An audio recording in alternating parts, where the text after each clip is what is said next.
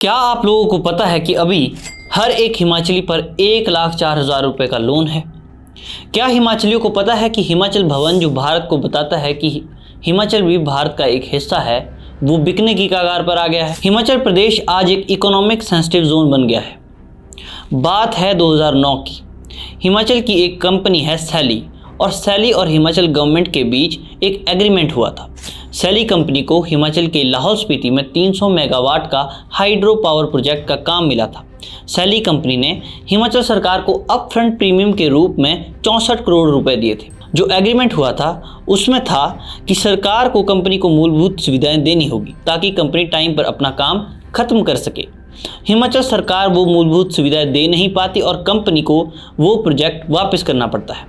अब जो upfront premium के रूप में सरकार को पैसा गया था, वो जब कंपनी वापस मांगती है तो सरकार बोलती है कि आपने काम पूरा नहीं किया, इसलिए हमने पैसे जब्त कर लिए हैं। अब जब पैसे नहीं मिले तो कंपनी आर्बिट्रेशन कोर्ट में चली जाती है और ये केस तब से लेकर चल रहा था। अब पैसा इतने लंबे समय से खड़ा था तो जाहिर सी बात है कि ब्याज भी उस पर बढ़ रही थी और आज की डेट तक वो पैसा लगभग 150 करोड़ हो चुका था। अब सिचुएशन ये है कि जो हिमाचल भवन दिल्ली में है उसको कोर्ट ने अटैच कर दिया है। हाई कोर्ट का आदेश आया है कि हिमाचल भवन दिल्ली को बेचकर सरकार कंपनी का पैसा लौटाए और इससे हमें हिमाचल के ऊपर जो कर्जा है उसका हाल भी पता लगता है। क्योंकि देखिए, हमने 1967 में हिमाचल को पंजाब से अलग कर पेप्सू का जो एरिया था उसको मिलाकर एक हिली स्टेट बना दिया और हिमाचल एक छोटी सी स्टेट है। और अभी हमारे सेंसस भी होने वाले हैं जो कि पिछली बार 2021 में कोविड की वजह से नहीं हो पाए, जिसके बाद इंडियन गवर्नमेंट एक बड़ा डिसीजन लेगी कि लोकसभा सीट्स को बढ़ाया जाए या इंडियन स्टेट्स को और बढ़ाया जाए। और बोला ये जाता है कि छोटी स्टेट्स अच्छा परफॉर्म करती है, लेकिन अगर हम हिमाचल का एग्जाम्पल ले तो ऐसा होता दिख तो नहीं रहा है। एक तरफ हम महाराष्ट्र को देखते हैं और दूसरी तरफ हम हिमाचल को देखते हैं। एक तरफ स्विट्जरलैंड को ले लीजिए और दूसरी तरफ हिमाचल को ले लीजिए, जबकि स्विट्जरलैंड एक देश है और हिमाचल एक स्टेट।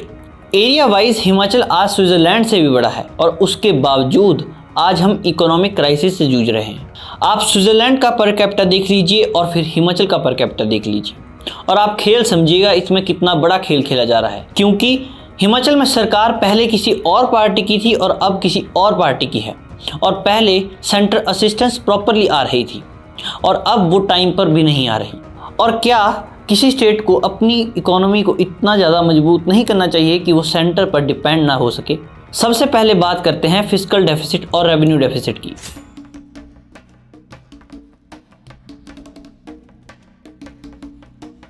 हिमाचल सरकार का कहना है कि हम 2025 तक अपना फिस्कल डेफिसिट 4.7% तक ले आएंगे और पिछले साल ये रेशो 5.9% था। पर इसमें एक कैच है। हम 2003 में एक एक्ट लेकर आए थे जिसमें स्टेट्स और सेंटर को अपना जो जीएसडीपी रेशो है वो 3% तक रखना था और हिमाचल इसको भी पार कर चुका है। हिमाचल का 2018 में कर्ज हुआ था 47,906 करोड़ और 2023 में ये हुआ 76,651 करोड़ और 2025 तक ये पहुंच जाएगा लगभग 1 ट्रिलियन, जो कि बहुत बड़ी रकम है। अब कर्ज की एक और बड़ी दिक्कत है कि आप जितना मर्जी कमाइए वो सारा का सारा पैसा ब्याज में ही चला जाएगा, क्योंकि ब्याज तो साल दर साल बढ़ ही रहा है। सरकारों ने हिमाचल को इतना कर्जे में डाल दिया है कि हिमाचल के हर व्यक्ति पर अभी 1.4 लाख का कर्जा है और हिमाचल प्रदेश इंडिया का सबसे बर्डन स्टेट बन चुका है। अगर हम हिमाचल की कमाई पर एक नज़र डालें, जो सरकार बोलती है कि हम कर्जा चुकाने के लिए एक और कर्जा नहीं लेंगे, क्योंकि ये पिछली सरकार ने भी किया और ये अब जो सरकार है वो भी कर रही है। तो सरकार बोलती है कि जो स्टेट्स के टैक्स लगेंगे उससे हम 15,101 करोड़ रुपए ले आएंगे और सेंटर से जो टैक्स लगेंगे उससे हम 10,124 करोड़ ले आएंगे। लेकिन अगर आप सरकार के कमिटेड एक्सपेंसेस पर नज़र डालो तो वो बहुत ज़्यादा है। सरकार के पास आ रहा है 42,181 करोड़ रुपया, उसमें से 79% तो सरकार को सैलरीज, पेंशन और इंटरेस्ट में ही पे करना पड़ता है। 42,181 करोड़ में से 41% रेवेन्यू तो सिर्फ सैलरीज को जाएगा, और जो सिर्फ सरकारी एम्प्लॉयज़ को जाएगा। इतना क्या कर रहे हैं सरकारी एम्प्लॉयज़? अगर सरकारी एम्प्लॉयज़ इतना काम कर रहे हैं तो हिमाचल प्रदेश में तरक्की नज़र क्यों नहीं आ रही, डेवलपमेंट क्यों नहीं दिख रही? इसके बाद भी 24% जाएगा पेंशनर्स को और बाकी 15% जा रहा है इंटरेस्ट चुकाने में। टोटल स्पेंडिंग देखी जाए तो सैलरीज और पेंशन में फाइनेंशियल ईयर 2025 में 27,208 करोड़ रुपए जा रहा है। 27,208 तो सिर्फ सैलरीज और पेंशन में जा रहा है। अगली जो हमें बड़ी प्रॉब्लम देखने को मिल रही है वो है सब्सिडी, क्योंकि सब्सिडी जब दी जा रही है तो वो इकोनॉमिक क्राइटेरिया को ध्यान में रखकर नहीं दी जा रही। सब्सिडी में रेवेन्यू का 3% जा रहा है। आप खुद अंदाज़ा लगाइए कि सैलरी में 42,000 करोड़ से पैसा जा रहा है, ओपीएस में 42,000 करोड़ से ही पैसा जा रहा है, और इंटरेस्ट में भी वहीं से पैसा जा रहा है। और ऊपर से इसमें जब सब्सिडियाँ जुड़ जाती है, जिसमें इलेक्ट्रिसिटी के ऊपर तो सरकार ने वादे किए थे कि 300 यूनिट तक बिजली सब्सिडी में दी जाएगी, जबकि होना ये चाहिए था कि बिलो पॉवर्टी लाइन वालों को ये सब्सिडी दी जानी चाहिए थी, ना कि जो फाइनेंशियली स्टेबल है उनके लिए सब्सिडी होनी चाहिए थी। और 1500 मंथली महिलाओं को भी दिया जा रहा है। 18 से 60 साल की महिलाओं के लिए मंथली 1500 हिमाचल में दिया जा रहा है, जिसमें तकरीबन 800 करोड़ रुपए का खर्चा आ रहा है, और 5 लाख महिलाएं शायद इससे बेनिफिशियरी भी है। और अगर लॉजिकली सोचा जाए तो सरकार सिर्फ रेवड़ियाँ बांटने का काम कर रही है, क्योंकि अगर आप अपने खाते से पैसे देते ही रहेंगे तो एक दिन तो वो खाता भी जीरो हो जाएगा। ना तो उन 1500 से उन महिलाओं को कुछ फायदा हो रहा है और ना सरकार अपने 1000 करोड़ बचा पा रही है। ये पैसा वेरियस और कामों में भी यूज हो सकता था, पर इसमें एक नेचुरल फैक्टर भी जुड़ जाता है, जो था डिजास्टर।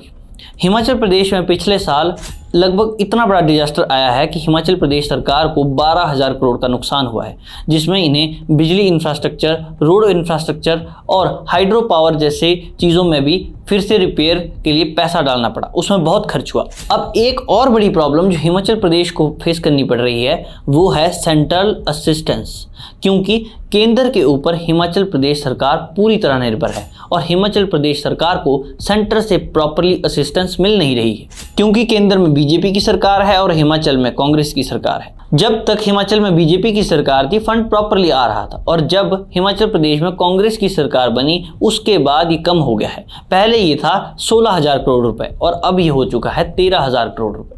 मतलब ये घट रहा है, और जो हमारे लिए घाटे का सौदा है। जो अगला चैलेंज हिमाचल प्रदेश को फेस करना पड़ रहा है वो है एग्रीकल्चर पर डिपेंडेंस, क्योंकि 59% ऑफ हिमाचलीज अभी एग्रीकल्चर पर डिपेंडेंट है।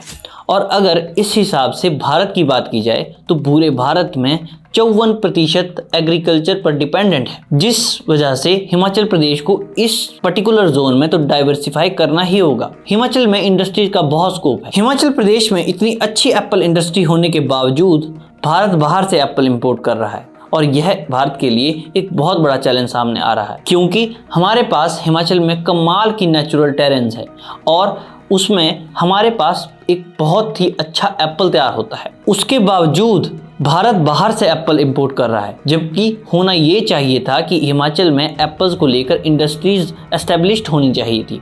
Fruit industries, juice industries, jam industries, इन सब के हिमाचल में बहुत स्कोप है और हिमाचल सरकार को इसमें इन्वेस्ट करना चाहिए था। ऊपर से एक और बड़ी प्रॉब्लम वो है बैंकिंग क्रेडिट रेशो, क्योंकि हिमाचल प्रदेश में जो बैंक्स है वो प्रॉपरली लोन नहीं दे रहे, जिसकी वजह से लोगों के पास इंडस्ट्रीज लगाने के लिए पैसा ही नहीं है, क्योंकि लोगों को फंडिंग मिल ही नहीं रही। अगर हम हिमाचल क्रेडिट रेशो की बात करें तो वो नेशनल एवरेज पर जाता है 75%, और अगर अब हम हिमाचल की बात करें तो वो सिर्फ रह जाता है 36.5%। ओपीएस हिमाचल में लागू कर तो दी गई है, लेकिन फ्यूचर को ध्यान में रख के बिल्कुल नहीं की गई।